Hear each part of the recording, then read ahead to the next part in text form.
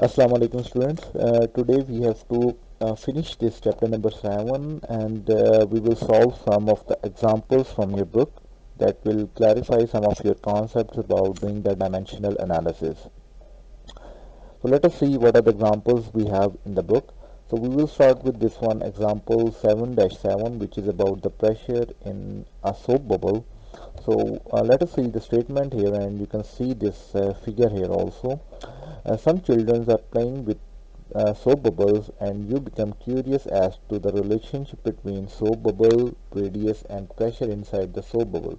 As shown in the figure, you reason that the pressure inside the soap bubble must be greater than the atmospheric pressure and that the shell of the soap bubble is under tension, much like the skin of the balloon. You also know that the property surface tension must be important in this problem. Not knowing any of the physics, you decide to approach this problem using dimensional analysis. Establish a relationship between pressure difference, soap bubble radius, and the surface tension of the soap film. Now we have to do the dimensional analysis on this particular problem. So what we can see from this statement here, the last line, the delta P can be a function of radius and the surface tension. So the equation that we can generate here, it will be delta P can be a function of radius and surface tension. Now looking at the guidelines of the dimensional analysis and the steps that we need to follow, first of all we need to see how many number of parameters do we have in the problem. So for this problem we can have three parameters, delta P, radius, and the surface tension. So the value for n, it is equal to 3. Now the next step, we have to write down the primary dimensions of each of the parameter in the equation. So we can have the primary dimension for the pressure, that is mass divided by length divided by time scale. For the radius we can have the primary dimension of the length. For the surface tension we can have the dimension mass per unit time scale. What is this surface tension? If you look at the equation in the book, the formula for the surface tension, it is force per unit length. So for the force you can have the units MA, and for the length you can have the unit for the meter. So you can see the units and you can write down the primary dimensions of the surface tension, that comes out to be mass per unit time scale. Now looking at the primary dimensions in these parameters, now we need to see that how many primary dimensions we have in these parameters in total. So we have three primary dimensions, mass, length, and time. Here we can have the length, we can have mass, and the time. So in total we can have three primary dimensions, mass, length, and time. So the value for J will become equal to 3. Now we have to use the equation to calculate the value for the K, that give you the value for the number of dimensional parameters that you can dimensionless parameters that you can generate for the given problem. So the equation is K will become equal to n minus j. N is 3 and j is also 3. So the value for the K that you get here, it will become equal to 0. Now in this kind of situation where you get the value for K equal to 0, then what you can do is to reduce the value of j by 1.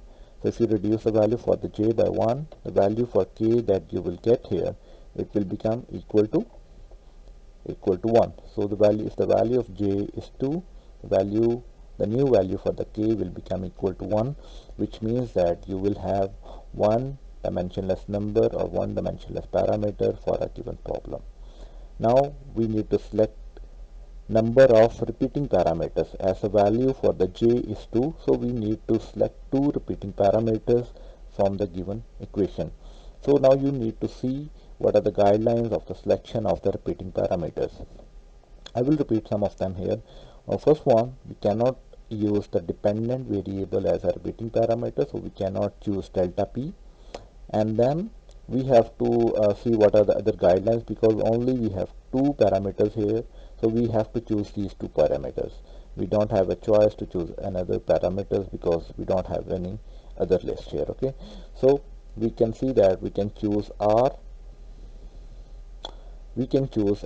and phi and R and surface tension as a repeating parameter, and then we have to generate the number of phi groups or the phi dimensionless numbers. So the phi one, it can become equal to R and R and sigma s.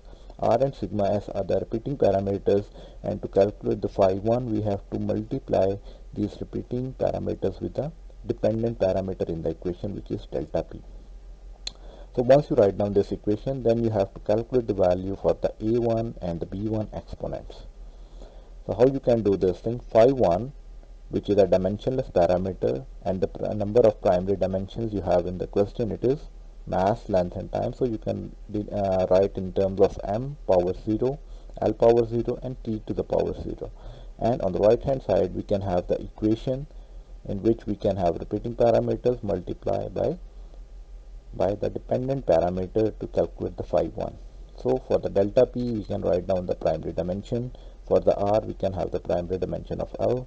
For the surface tension we can have the primary dimensions in terms of mass per unit time square with the power b1. Now you will select each of the primary dimension one by one and calculate the value for the a1 and the b1. If you select the time t having the power 0, on the right hand side you can have t minus 2 and then you can have t minus 2 b1. So you can simplify this equation and you will get the value for the b1. The same goes for the second primary dimension. You will select m power 0 here, and on the right hand side you will see where are the primary dimensions for the mass. So mass power 1 and mass power 1b. Okay, so you can write this on mass power 1, mass power 1b, and then you will simplify this equation to get the value for the b1. And the same goes for the l power 0. You will see what are the exponents with the power l, and you can see what are the primary dimensions with the power, and the equation that you get for the L is L power minus 1 and L power A1. You can simplify this equation to get the value for the A1. Now once you have the values for the A1 and the B1, you can put these values back into the main equation for this phi 1. So you can plug the values A1 and the B1 here to get the value for this phi 1. So the phi 1 will become equal to delta P R divided by surface tension. Now this is a phi 1, but if you look at the equation that we need to finally generate from the dimensional analysis, what was that equation? If I take you back to the slide here, so the final equation should be in the form of functionality. Phi 1 can be a function of phi 2 and phi 3. So if we have only one phi in the system, phi 1, what should we put here? F will become a function of nothing. So that is what we're gonna follow here. As we are only having one phi in the system, so we can write in a way phi 1 will become a function of nothing. Phi 1 we have calculated this one, and function of nothing we can put this one as a constant. So delta p, you can rearrange this equation in terms of constant here. So delta p will become equal to constant multiplied by surface tension divided by radius. So this is about this example number 7-7, and now we have to solve another example 7-8 in the same way. Okay, so let's take a break and then we will solve this example 7-8.